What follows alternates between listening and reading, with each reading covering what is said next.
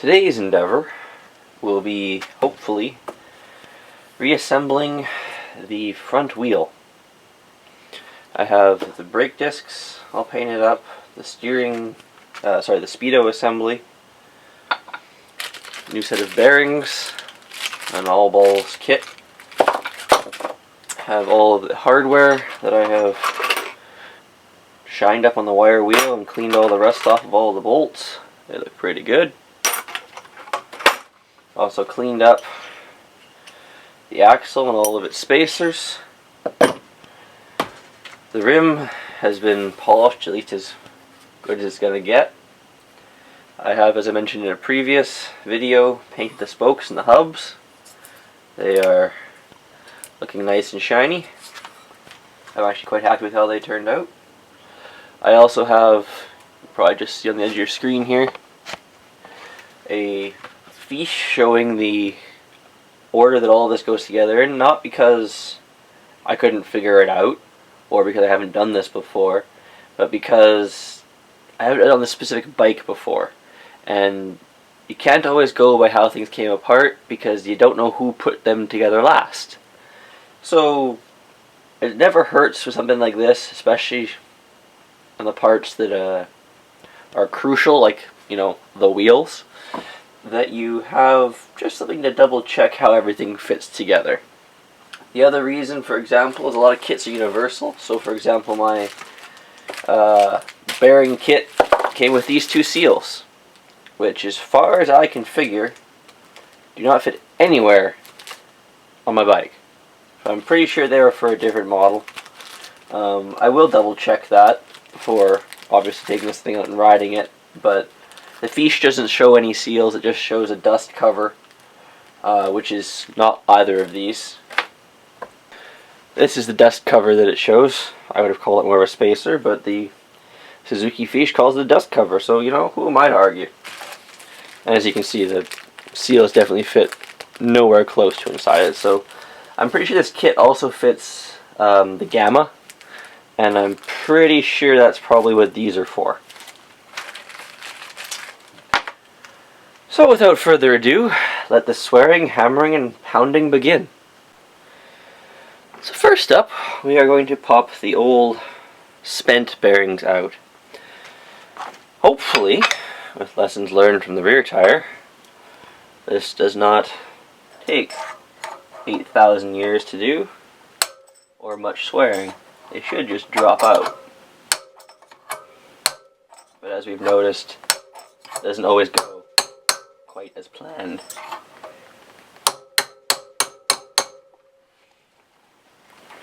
Like when your punch gets stuck.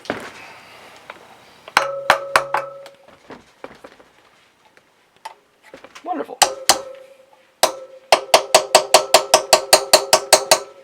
An excellent start to the day.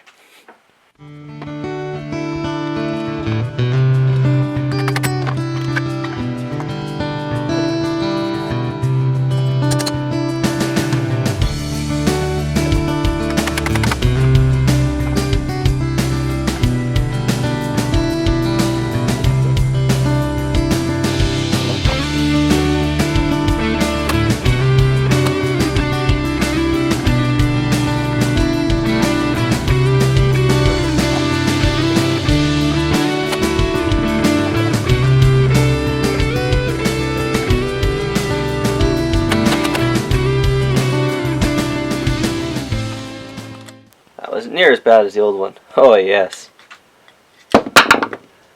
See all the lovely rust and God knows what else. Appear to be pine needles and chunks of, I don't even know what the hell that is. Whatever it is, it's not supposed to be in there. The nice thing is the new bearings are both sealed on both sides, so nothing will get in them. Ever. How it should be. Pop the other one out. You'll notice that I have the rubber part of the tire resting on a pair of 2x4s so as not to damage the rim while I'm hammering on it. Not that it's a very nice rim to begin with, but there's no sense in making it worse.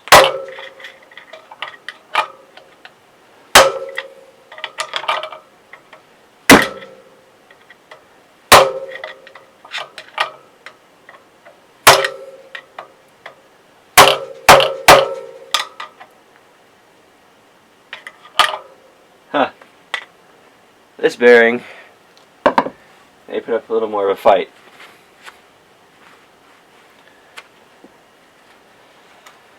I think I can get the punch in here now that the other bearing's gone. More room to work.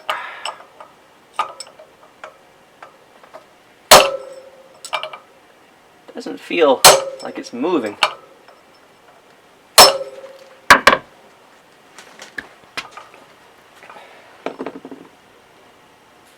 Well, it is. See, it's a little closer to the opening than it was, just inching along. Little by little. Which is kind of how this seems to go.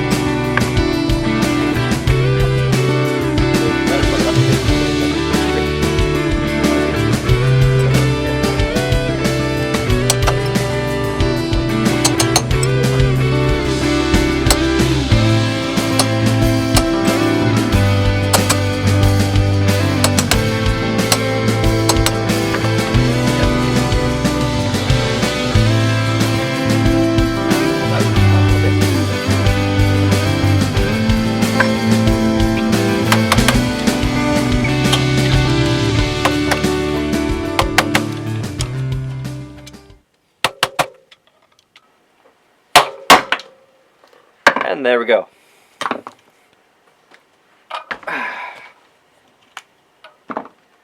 Bearing number 2.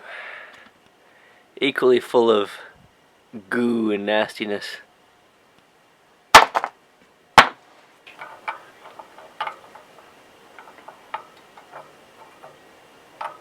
There it is.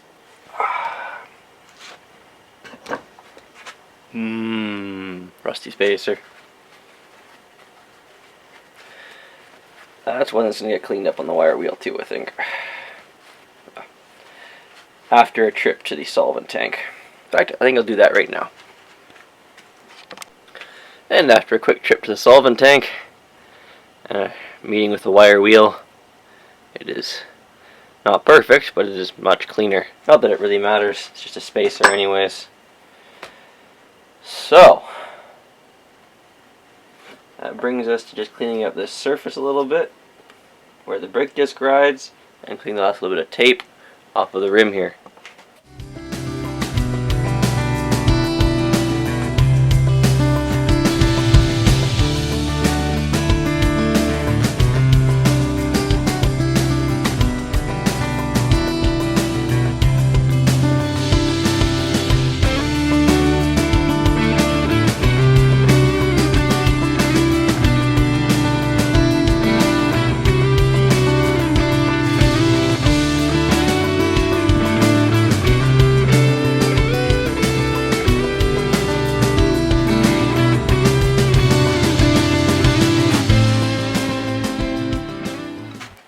Having now gotten most of the paint off here, which left is very well adhered and maybe less than a fraction of a thousandth thick, and having gotten it all off of this side so it's nice and smooth, and now I'm just going to clean out the bores where the bearings press into. Just going to clean all the old grease out with the shop towel here. Then take a little bit of Scotch Brite around the inside, clean out any corrosion that may have gotten in there, just to help the new one slide in a little bit smoother, hopefully, than it came out. I'm also going to, you can see me zoom in here for you. Whoever was in here last time, you can see they bashed over the edge all the way around. I'm going to take a file and just smooth the inner spot here where it mushroomed over so the bearing will slide easier, as well as the spacer that fits here. They didn't do it to the other side, so I'm not really sure how they managed that. But hey, as I keep saying, it's consistent with the quality of the work on this bike. So now in the process of going through all my little bits and pieces to assemble this, I want to make sure that I put the spacer in the right way around. But what I discovered while I was looking at the fiche is that my speedo drive unit is actually missing several pieces. There's supposed to be a toothed washer that's got a pair of outer teeth and a pair of inner teeth. And the inner two teeth are supposed to attach, well, interface with the two notches in this. And those in turn interface with the two notches on the hub. So it seems like I need to order one of these. They're still available, it seems, as they were used on many different Suzukis. And used ones are readily available as well, so it shouldn't be a hard part to get a hold of. Nevertheless, I'm going to assemble the discs and everything else on here. I'm going to slide this one as a placeholder, just so it's all together, and I can just slide the new one on when I get it. First things first, examine both bearings. Make sure they are the same. Can't be put in the wrong way around. Oh yes, nice and smooth. That's like glass.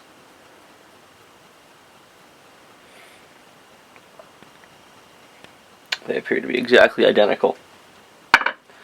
So, we will proceed to put them in. I'm going to also use the old bearing as a driver for the new bearing.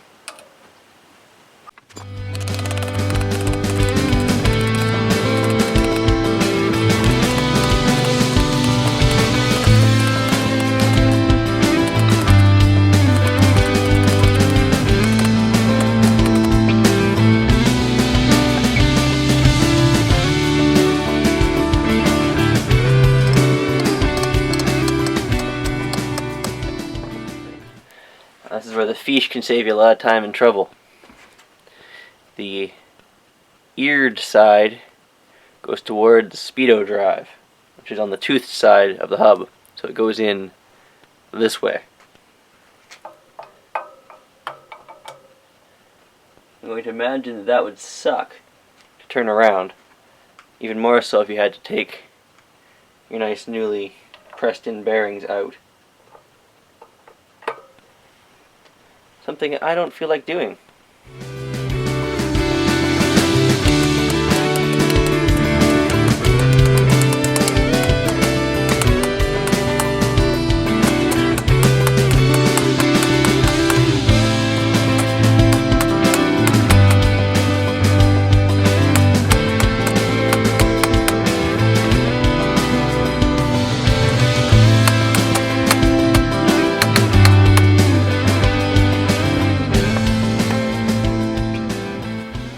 Nice shiny new bearings.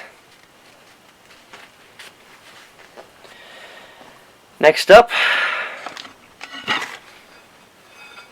brake discs.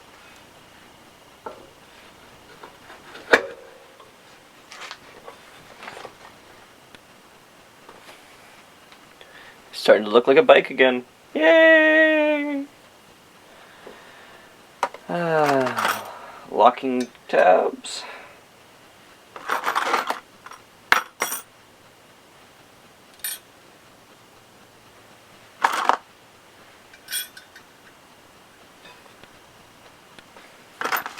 Bolts.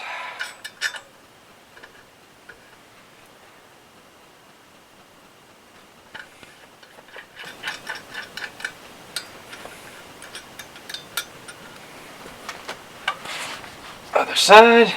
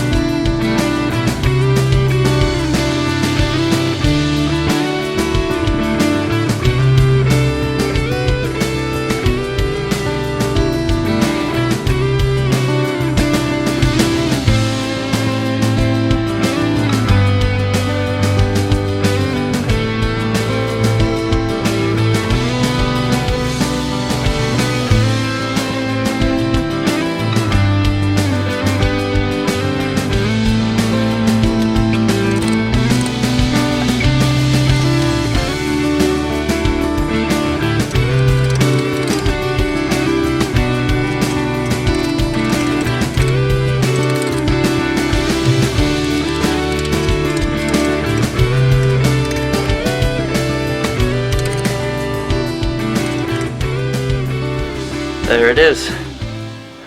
One assembled and painted front wheel. Finally, something that's come together. The exception of that speedo drive, which isn't really a big deal. Just get a new one or live without a speedo for the first little bit. Either way, not a big deal to change.